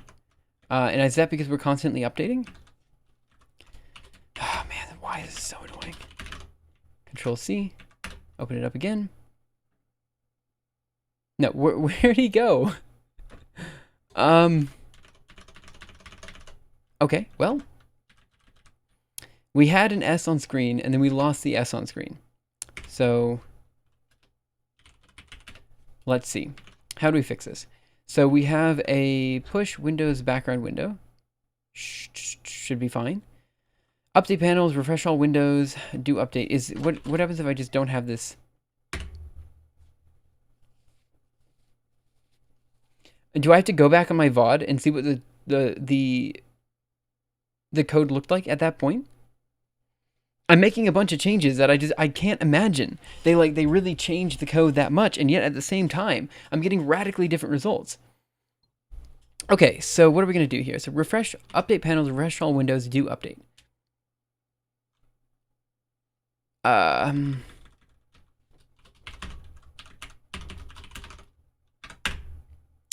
try it again. Okay, so here we have the background. I wanted to see like a button here. That's what I was expecting to see, but there is no button there. So we have create widget value on the background container. Okay, so let's see if we can figure that out. So value C, New OBC anchor. Label is button 2. Color is P1. Color highlighting is P3. Style is boxed. Maybe if we change this to the style is simple. And curses rendered it. Yep. So we'll do style equals, what is it, simple? Ah. I guess I have to put this down in the next line. Okay. Now I don't exactly know, and I'm gonna have to figure that out, what a label is exactly.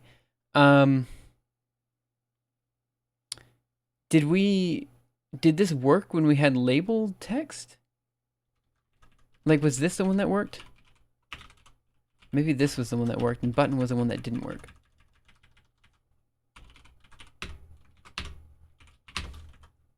Let's try that. No, that one also doesn't work. Okay, cool. So that means we have two things that definitely don't work, and we will get there when we get there. So let's see, we have create widget, value, label, BG container, new OPC. Top is T, left is equal to L. We have text is equal to S. Yeah, so that's what I was looking for. So let's go back to button. And we'll change this back to label. I thought this would work, right? Mimi Jamala seems to know more about this than I do. So, let's see, set next window, refresh all windows, update panels.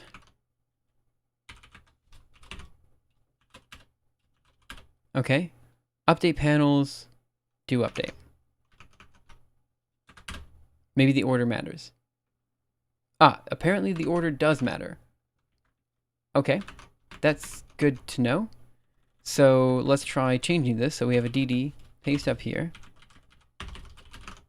quit, and we're gonna do this. Okay, good, the S is there.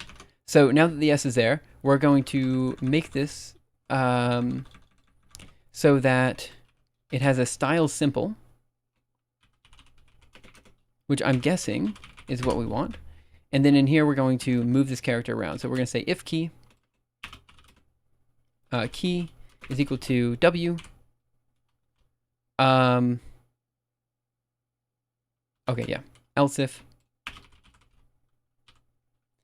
key equals A. Else if key equal to S. And then else if key is equal to D. And then we're just going to say if it's W, we're going to do top minus equals 1. And if it's S, we're going to do top plus equals 1. If it's A, we're going to do left, sorry, it's going to be minus equals 1. And over here, we're going to do L is going to be plus equals 1. And then down here, we do end, and I think that should work. Okay, quit from there. Try it again. Ah, that's because I'm an idiot. 1 second. I used the wrong equals. I wish Julia had nice switch cases. Yeah, I don't think it does. I mean, if it does, let me know. I just don't think it does.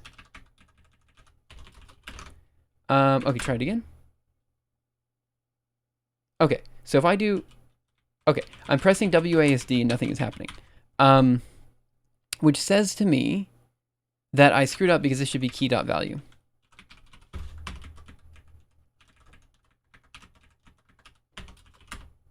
Over here, quit.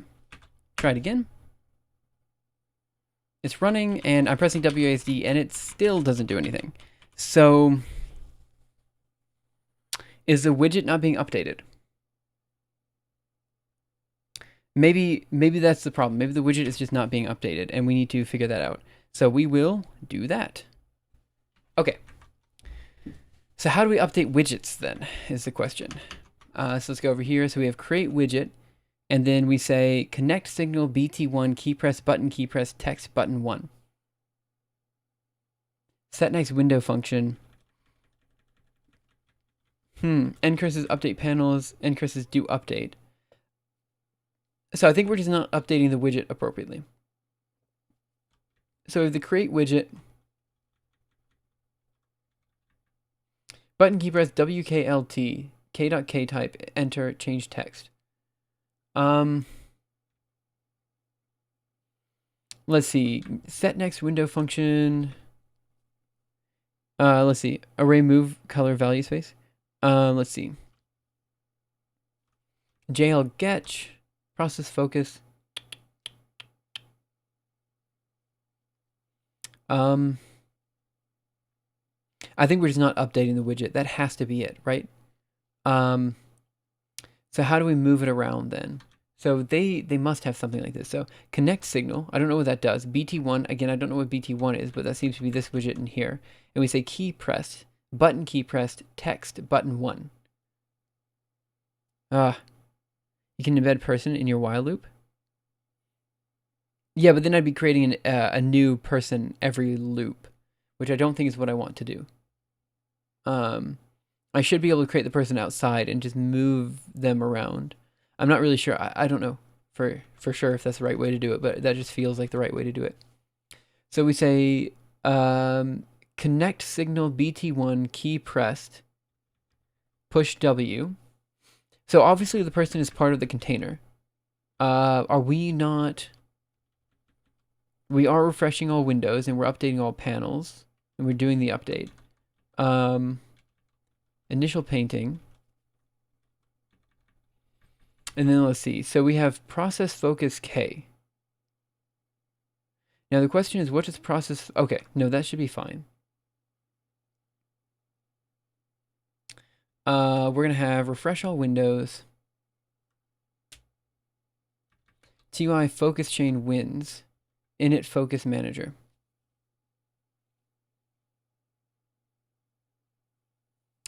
Your while loop would have to call person every. Yeah, you're right. I clearly am not thinking about this the right way.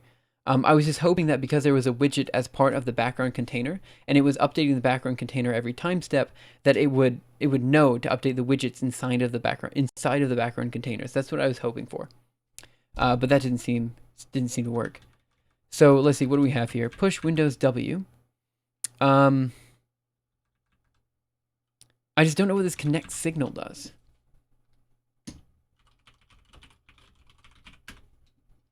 Nothing. It's not even in there. Connect underscore signal. You're not updating the widget position. You're only changing the values of T and L. Right. If it did render, it would do so on break. Let's see. Right, but yeah, okay, so you're right. So the new OPC. So do I change the OPC? Maybe that's what I need to change. So let's see if I can figure that. Object positioning. So anchors, new OPC. Can I do person dot? So what are the widget values? What do we have for widgets? So widget, let me just look at the source code at this point and we'll see what we can do. So the widget here, text user interface is source. There should be something like lib. Nope. I'm in doc still. So let's go to source. Widgets. And what am I looking for? I'm looking for like where the widgets.jl. And I'm looking for destroy widget, get buffer, init widget. Am I allowed to just do person dot? I think maybe I can. So let's do person dot top.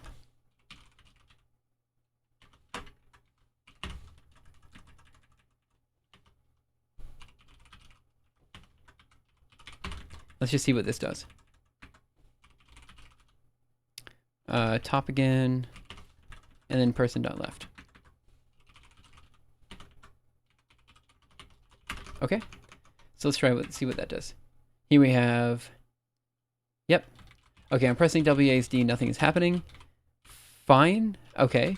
But we do know that it's compiled, which means person.top, person.left, and person.top and person.left exists. So now we just have to figure out how to get it to update that widget. So, okay. So how would we go about doing that?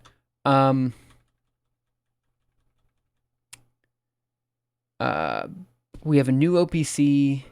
How would we update it?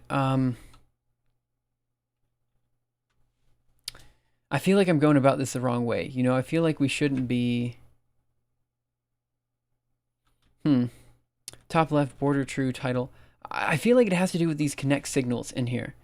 BT1. So what is BT1? BT1 is a... So it says button key press text button 1. I don't know what that means. So connect signal, BT1, button key pressed. So apparently you can connect. Apparently you can connect a button to a key press. Maybe that's what it is. And you cannot connect a label to a key press. Maybe that's the difference. A button can be connected to a key press. That's what I'm going to guess. Because up here we have button key press WKLT. And you have enter and change text. So that means on each button you can press enter and you can change the text. That's going to be my guess. Oh no, that might be it. So we'll do request update widget.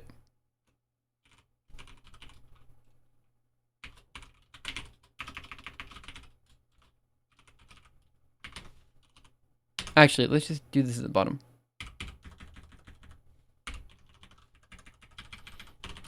Okay, let's try that. No, still not doing anything. So we are requesting updating of the widget. We're giving the widget a new value every time step. Unless... Let me just set them... Unless this is not how these guys work.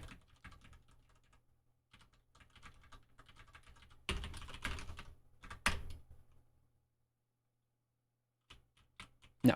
I thought maybe... So person.top would be plus equals 1. Person.left is going to be equal to... minus equals... no, I got it wrong. W is going to be minus 1. The value here is going to be A, which is going to be, yeah, it's going to be minus 1. So S is going to be plus 1. And then left is going to be, this is going to be plus 1 as well. Yep. Okay, cool. So we're slowly getting there. We know we have a request update. Let me just search for this guy and just search for any update. Anything in update. So text user interface, request update, request view update, update view, refresh window, require cursor, refresh window. What does refresh window do? Refreshes the entire window. So let's do that. What's the difference between refresh window? So probably refresh all windows does exactly what that's supposed to do. Okay, so update. It's just update widget force redraw. So if I just do update person,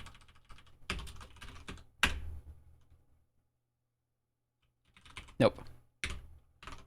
But then there's this force redraw is equal to false. So maybe I need to set that equal to true.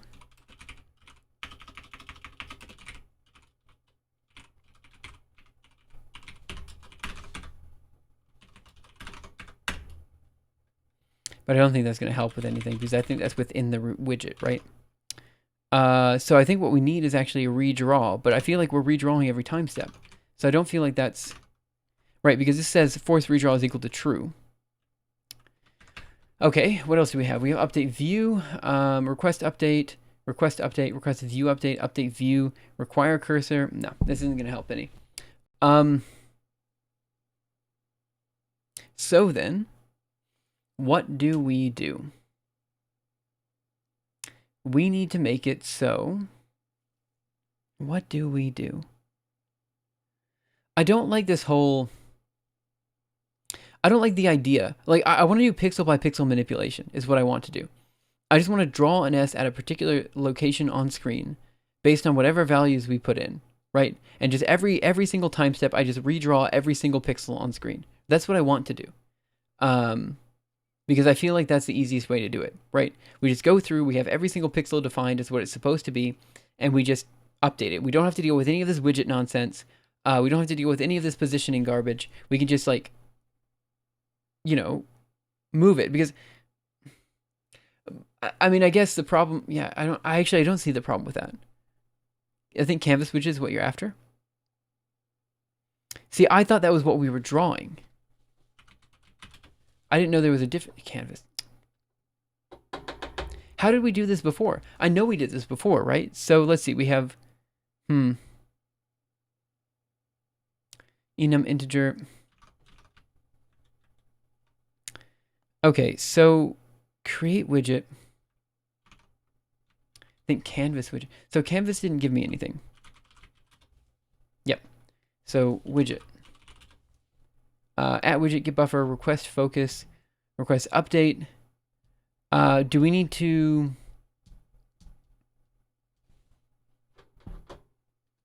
Thanks. Okay. Canvas widget.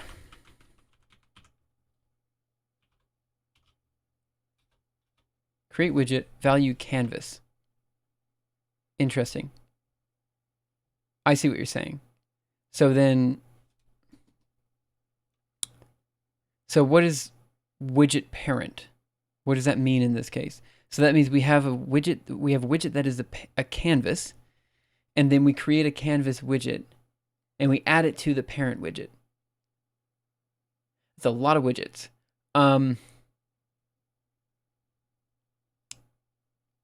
So we have widget is equal to widget canvas, and it's going to be parent equals parent. Yeah, that's what we're working on, SimpleVar. How are you? Process focus, redraw. There's a redraw function?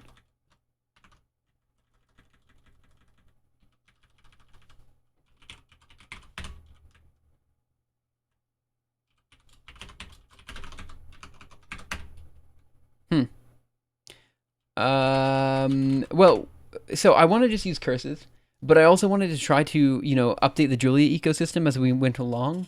So we're using Julia and we're using text user interfaces, and we're trying to make this work. I'm having significant trouble with it though. So I might just go back to using like C or C. No, I want to stick with Julia, but honestly, I just want an end curses version in Julia. Like I don't want a Julia thing,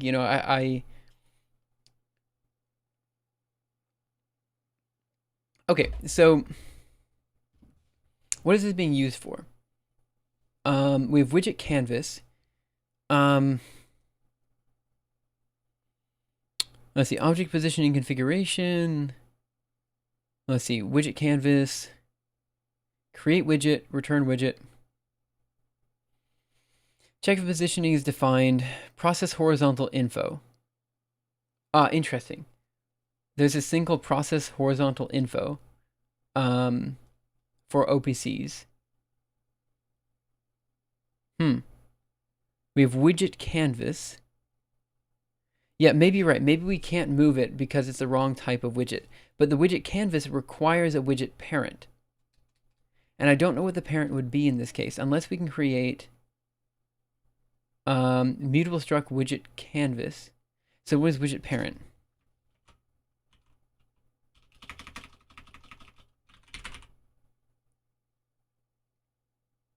This reminds me of what Teledyne. Parent is a container. So any container will do? If any container will do, then we can just change this to canvas. And then what else can we put in here? Number of columns, number of rows. This widget though doesn't have any text associated with it. Let's go here. Oh, I did not mean to do that. Well, let's just see what happens. Okay. So this isn't going to work because we don't have... Okay, so the canvas widget, again, we can't put a label on it.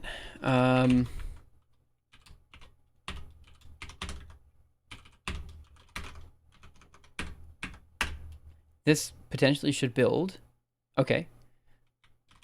WASD isn't doing anything, but we might just be redrawing the person incorrectly. And also, I don't know if maybe we're not even grabbing WASD right. Like maybe okay, so let's just make sure we're grabbing WASD right, because we might not be. And in here we're going to say label equals S. Again, write this. And I meant the canvas for editing characters by coordinate. Oh, so you wanted me to draw a giant canvas, and then you have individual characters that you edit inside of said canvas. Okay. Yeah, we might need that. And then we do... Okay, I think I understand what you mean now. So, I'm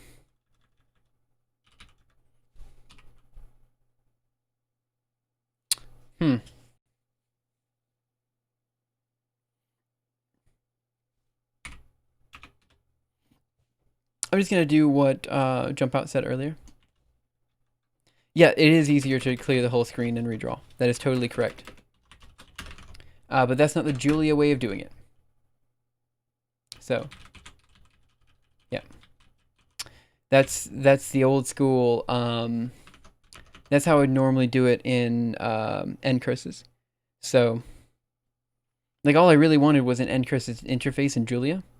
But I mean, the issue is that, let's do end curses Julia here. We have this, which is endcurses.jl, but like, it's not in a package. Like, it's just, so then we have lib endcurses.jl, but again, it's not in a package that I can add easily, right? So these would all be difficult for people to use, right? So the only one that actually had any, like, the only one that was anywhere, like, actually, you know, like, had any, the only one that you could actually add from the Julia REPL easily was this one, text user interfaces.jl, which is why I wanted to try using that one. Now, it is not very robust, and obviously we had a lot more success just using end curses. So I guess the question is, should we maybe consider going back to Python? I want to make this good, but also I just want the end curses interface, right? Like, I don't really care about the rest of the Julia interface stuff. Like, I just want end curses again, right? And if I just use it with end curses, it should be fine, because I'm very used to, like, how did I do this before? I think if I go vi into rtfm, and then we go into source, and then we do input .py. There should be a getch in here. Yeah, so we have this text box. Oh, I guess I didn't move around in this one. But yeah, every time we just redraw. Let's see, what do we have here? Dialog, example, code parser. Let's see, code parser .py. And there should be like a redraw. Never mind, I don't know. I don't remember it. Is there a test.py? So let's see, we have input, or let's see, text box is init text box, init code box. Dialog. I had most of this working in Python, but I just decided not to use Python. Oh, because Python 3 and end curses don't work together. That's why. It's just super... At least here I can update the Julia code, you know? So that's the one big advantage of using Julia.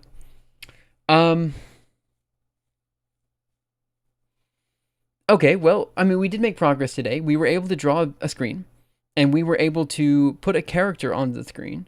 Now, we were not able to do anything crazy with this, which I suppose is what you would expect. So maybe that's where we leave it for today, and we come back tomorrow and we try to figure out what to do from there. Maybe. I mean, we did make progress today. We're learning. There's a lot of learning that was done today. I just have to think about, you know, how do we, like, in the end, I'm going to have to clear the whole screen and redraw. Like, that's what I want to do every time step. Because I don't want to have to deal with these widgets, because what we're going to have to do is we're going to have like a character, right? So we'll have a character here, right? So let's say this is the world the character has to move through, something like this, right? And you'll have the character here, right? And if the character moves forward, right, it's not the character actually moving forward, it's the rest of the world moving backwards, right? So because of the way I want to draw this, I want it to be like, you know, character centered. So in this case, I definitely don't want to make it so that we have these widgets that we have to deal with. But again, this is all at the start, right? Like, once we won't have to think about this anymore. We just have to make this as simple as possible, and then we don't have to think about it much anymore. So, man, this is a pain. How did we do this before? So before, let's see, what do we have here? The other files that we have are dialog. Wait, why do we have dialog.py? And I swear that there's an update or something. Print code. Yeah, refresh. That's what we have. We have a refresh. Is there a refresh in here? I don't know. Let's see. That's probably the do update, right? That's definitely what the refresh all Windows does. Okay, so this widget, do we even have a widget idea in... I feel like we don't have a widget idea. I feel like the widget thing was added via... I feel like the widget thing was added via Julia. I don't know if I really like the interface. Okay, so I think we're actually going to close it here, and we'll come back tomorrow and we'll think about it some more. There's still a lot of stuff left to do. We kind of just started today. Moving the whole background up, down can be simple as shifting the buffer. Yep, that's kind of what we're talking about here. So, okay. So let's go here, quit. Not sure how low-level end curses let you do that stuff. Oh, it's a lot easier in end curses, because all end curses will do is it will, you can just, literally, you'll have a subarray, and you just move through the subarray, right? That's all I want to do. I have a view and an array, right? And this view into the array, so like so my array would be this large set of values. So like journal new page before. So I have this array, and inside of the array I have every character defined, right? So we have, you know, here's like mountains, and over here is going to be ocean, and over here is going to be, I don't know, jungle, I don't know, right? And so I've defined this, right? And then the idea is we have some character, and he's moving through. And again, with end curses, literally all you need to do is just update the subarray. It's super easy, and it was one of the main reasons I wanted to do Julia, because it's really, really, really easy to do that in Julia. J-Rex, I'm working on an end curse and terminal RPG game right now. Good to see something's familiar here. Yeah, I'm glad you're here. We're just getting started. This is day one. We have a lot left to do. But we are slowly working through it. I'm trying to use Julia for this, which might not have been the best idea. But yeah, so that's why I think it's easier in end curses than doing the Julia text user interfaces thing. Because we can just do a subarray and we can move through that subarray. And I think that's actually a really good idea, I think. A good way to do it for certain cases. But that's it for today. I think I'm going to go ahead and close stream. Let's see who's live and who we want to raid at the end of stream. We've got Poku, Super MC Gamer, Skylius, AWS. We could do AWS. Strager, let's see, Master Mindo. Who else do we have? We've got... I feel like let's do Strager. I think that's a good person to raid at the end. So that's what we'll do. Let's go ahead and start raiding Strager. And I will get to work on my... on the next video, which should be out on Saturday. Anyway, guys, thank you so much for coming in. Have a wonderful day, night, afternoon, morning, evening, whatever time it happens to be your time. And yeah, I'll see you guys around next time. Thanks again. Bye.